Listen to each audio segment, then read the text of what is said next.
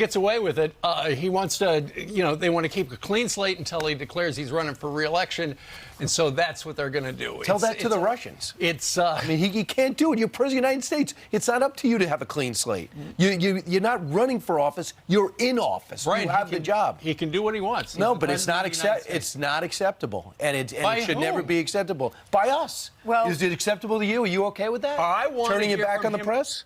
I want to hear from him as much as possible. So why is it acceptable? It's a choice. It's a terrible choice, and it's disrespectful to the country. You have made that very clear. Listen, if that's going to be his choice, then he has to be open to criticism, because he's getting plenty of it. The American people want to hear from him, and when our banks are collapsing and people are scared, the president should come out and speak. Yeah, but it is his choice not to. It absolutely is. But you know what? It helped him. He was in the basement campaigning, and he won. He didn't have the job. He didn't have the job. This is a president. As if Donald Trump chose not to talk about the pandemic and avoid criticism, that would be a terrible decision, because you have an opportunity to lead.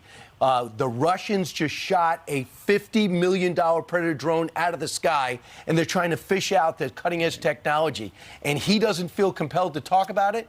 Well, actually, we're probably the only channel that's talking about the fact that he's not having a press conference. But everyone's talking about March Madness. Okay, so this clip from Fox News is kind of amazing, because everybody on the panel is like disagreeing with each other, which on its own face is just hilarious, because you love to see Fox News falling apart, especially when it comes to their criticisms of Joe Biden. But it's even funnier because what this person is angry about is that Joe Biden isn't speaking to the press enough, even though literally Donald Trump's presidency was famous for not talking to the press. I mean, at one point they just like stopped having some of the regular press briefing. And one example that he actually uses in this clip is, could you imagine if Donald Trump didn't talk about coronavirus and didn't show leadership? That would be bad. Yeah.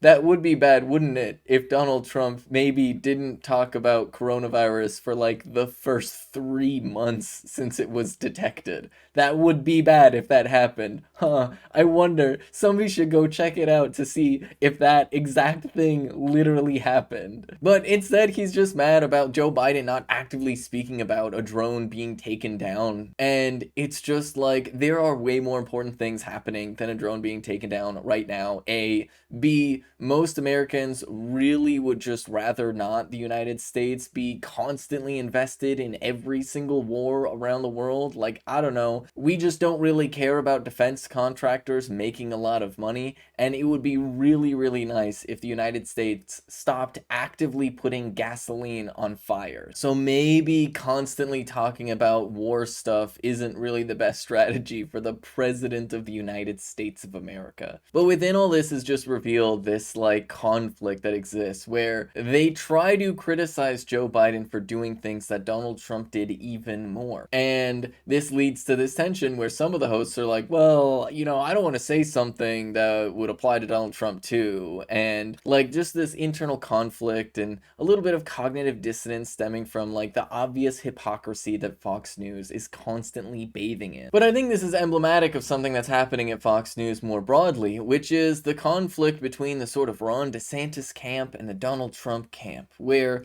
right-wingers in the United States of America, especially among like the wealthier people within the media spaces, are very much torn between Donald Trump and Ron DeSantis, where a lot of these news outlets are trying to push Ron DeSantis as the candidate because they just don't think that Donald Trump can win. Donald Trump is too unstable, unpredictable, and can cause a lot of problems, at very least electorally, for the Republican Party. But then you have Ron DeSantis, who they're trying to paint as more stable and predictable, but is also literally just less liked by the Republican base and less rabidly supported by the Republican base. And the tension between them is leading to this sort of conflict where the Republican Party is now eating itself apart. Now, both Donald Trump and Ron DeSantis are deeply unhinged and incredibly unlikable, and both have their own unique forms of being miserable people. But it's pretty clear that Donald Trump's ability to sway the right wing is a lot more powerful than Ron DeSantis's. And Ron DeSantis, through his administration, has been really hyperfixating on a lot of policies that are deeply unpopular, like banning books and, you know, putting all these bans on like trans healthcare and things like that, and really hyperfixating on the existence of trans people, which, by the way, Despite what the legislation right now seems like, it's important to remember trans people are way more popular than Donald Trump or Ron DeSantis, and all of these anti-trans bills are actually deeply, deeply unpopular, even in red states. There are a lot of Republicans, actually, who are against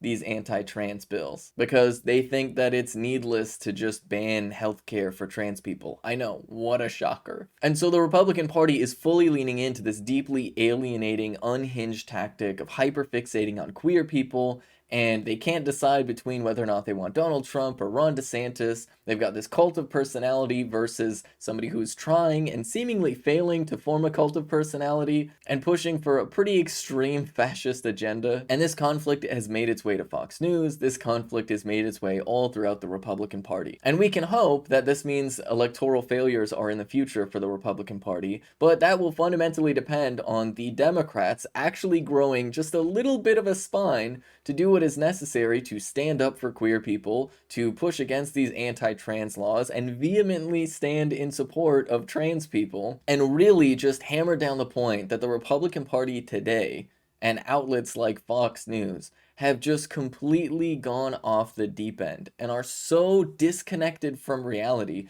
that instead of having a real conversation about the economic struggles that people are having and the real issues that people are dealing with today, they're instead choosing to hyperfixate on the existence of queer people and trying to ban trans people from public. So Democrats really just need to lean in on the fact that Republicans are disconnected from reality, because at a fundamental level, they are.